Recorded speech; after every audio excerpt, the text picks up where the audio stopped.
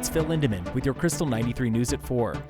Today in Sun Valley, Idaho, Michaela Shiffrin claimed World Cup victory 101, and she did it in her specialty, slalom. Shiffrin obliterates the fields to win the last round of the season. Teammate Paula Moltzan, she wasn't far behind in 6th. World Cup finals are wrapping up tomorrow with men's slalom. That audio courtesy of FIS.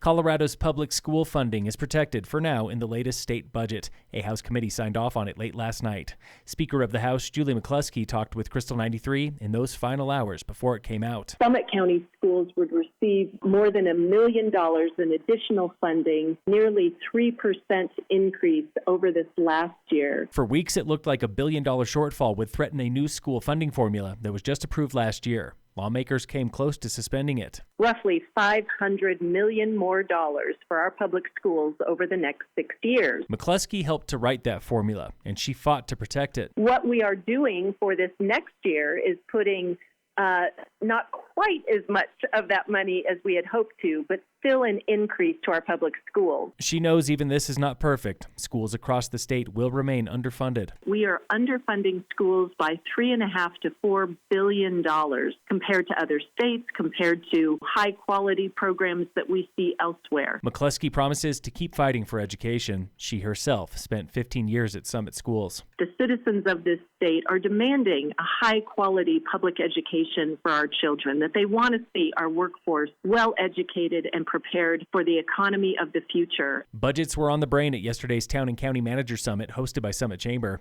Shannon Haynes with the town of Breck. We are seeing flat to declining revenue. Down the road, Blue River is almost full. We are approaching build out. We're at 93% right now. We've been on a moratorium the last few months. Not talking budgets was John Crone with the newish town of Keystone. So we're trying to get the basic groundwork of a community set up, while at the same time trying to demonstrate to the people in Keystone that they made the right choice by incorporating. Town of Frisco was proud to announce its biggest commitment ever to affordable housing, more than 120 units at 6th and Galena, just one block off Main.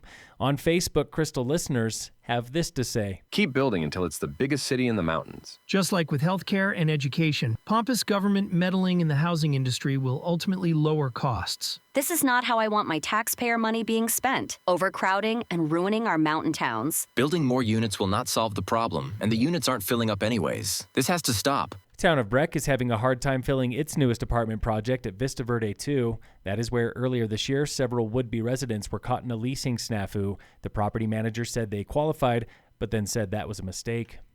In local entertainment news, back on screen at the Eclipse in Breck is Black Bag. It's an old-school espionage thriller with new school enemies like drones and AI. It's getting rave reviews. Black Bag shows tonight and into the weekend.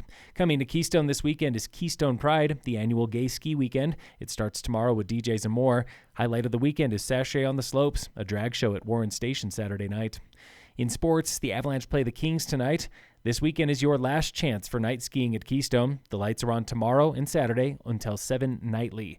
Keystone night skiing's been a ghost of what it once was. This season, it was Fridays and Saturdays only, and select holidays. And in local sports, today on the warm-up, big mountain skier Mason Heflin is having a big-time season. Got invited to NORAMs in California at Kirkwood. They take like the top 60 in the nation to go there. The 17-year-old has been to NORAMs before, but never to Kirkwood. I'm really excited to go out there. A bit nervous for the comp already. His last trip to NORAMs was 2 seasons ago. This time, he's older and he's better. Visualizing my turns, visualizing my airs, knowing where I need to go and how to get there. And so is the competition. Top 3 runs are definitely always super heavy runs because everybody there has the potential to take the win. With a solid run and a touch of luck, he could finish top 10 in the nation. Just keep trying, stay dedicated, keep after what you want. You'll get there. Mason travels to Kirkwood with Team Breck in 2 weeks. This is the warm-up with local big mountain skiers. And in preps, Lady Tigers lacrosse, they're on the road today for Dakota Ridge. Phil Lindemann, Krystal 93 News.